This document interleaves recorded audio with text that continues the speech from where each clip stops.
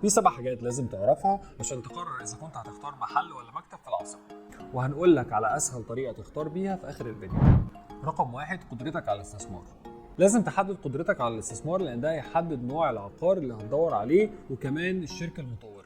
المهم انك ما تبصش بس على العقار الرخيص لانه ممكن يكون في مكان مش مرغوب فيه. رقم 2، قارن ما بين الاماكن التجاريه والاداريه. العاصمه الاداريه الجديده متقسمه لمناطق MU 23 و MU 7 المعروفه بمنطقه CBD او منطقه الاعمال المركزيه، ومنطقه وسط البلد ومنطقه الحي المالي، ومدينه الاعلام والصحافه اللي هي ميديا سيتي، والمناطق السكنيه اللي هي R8 و R7. مهم تقارن ما بين المناطق دي وتشوف اكتر مكان ممكن يجيب لك اعلى عائد على استثمارك اللي هو ROI، واللي هنتكلم عنه في فيديو تاني. رقم 3، مهم انك تقارن ما بين المطورين في العاصمه الاداريه الجديده، مشاريعهم القديمه، قدرتهم الماليه، وتراخيصهم للحفر والبنى والعقود، وكمان تقارن ما بين المباني المختلفه في كل منطقه. وفي عوامل تانية لازم تاخدها في الاعتبار زي الوثائق القانونيه والمستشار الهندسي والمستشار التنفيذي والمصمم الداخلي ولو في مقاول بناء وكمان شركه تشغيل. رقم 4، لازم تقارن ما بين خطط الادوار المختلفه، وبعدها تقارن ما بين الوحدات المختلفه من ناحيه المساحات والابعاد.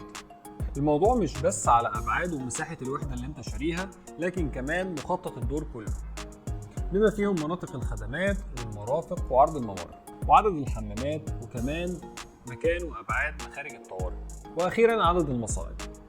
وفي النهايه لازم تقارن ما بين القيمه مقابل السعر. قبل ما نكمل بنفكرك ان العقار التجاري الصح هو بدايه نجاحك. سجل بياناتك وهنساعدك تلاقيه في العاصمه الاداريه الجديده، وهتلاقي بقيه النصايح واسهل طريقه تختار بيها في الجزء الثاني من الفيديو في الكومنتات. رقم 5، لازم تعرف ان الاستثمارات التجاريه والاداريه العائد بيبتدي فيها من 10%، بس المحلات ممكن تزيد عن الرقم ده بسهوله، لكن سعر المحل هتلاقيه ضعف سعر المكتب لو المساحات زي بعض. الاستثمار التجاري ممكن يكون مربح جدا، لكن في مخاطر زي اي استثمار، ونجاح العقار التجاري بيعتمد على مكانه وعوامل تانية كتير اتكلمنا عنها في فيديوهات تانية. رقم 6، الاستثمار الإداري تقدر تقول عليه إن هو ماسك العصاية من النص ما بين التجاري والسكني، لأن العائد بتاعه حوالي 10% واختياره سهل، لأن أي مكتب في أي مكان هيلاقي حد يأجره، لأن كل الشركات الموجودة هتبقى عايزة يكون ليها مكان وسط الشركات الكبيرة في العاصمة، لكن أقصى عائد منه مش هيعدي 10% إلا لو أنت واخد مكتب مميز جدا.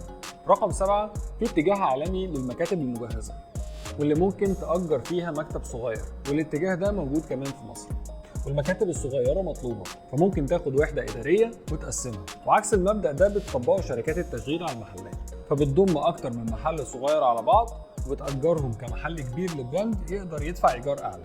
طيب إيه أسهل طريقة تقدر تختار بيها مع اعتبار إن بقية المميزات زي بعض؟ ببساطة لو ميزانيتك محدودة الوحدة الإدارية هتكون اختيار أفضل، لأنك هتقدر تشتري مساحة أكبر بنفس الميزانية. بس لو ميزانيتك كبيرة وعايز دخل أكبر الوحدة التجارية هتبقى أفضل اختيار، لأنك هتقدر تاخد مساحة محترمة في مكان كويس، والدخل من الإيجار هيكون أعلى من الوحدة الإدارية. وأخيرا رحلتك في شراء العقارات لازم تكون مميزة زيك، وإحنا بنضمن لك كده، وعشان إحنا مؤمنين بالأماكن اللي بننصحك تستثمر فيها إحنا كمان استثمرنا فيها. فلو بتفكر تشتري في العاصمة وعايز تحقق أكبر عائد على استثمارك، سجل بياناتك أو كلمنا وهنساعدك مجانا تحقق أعلى عائد.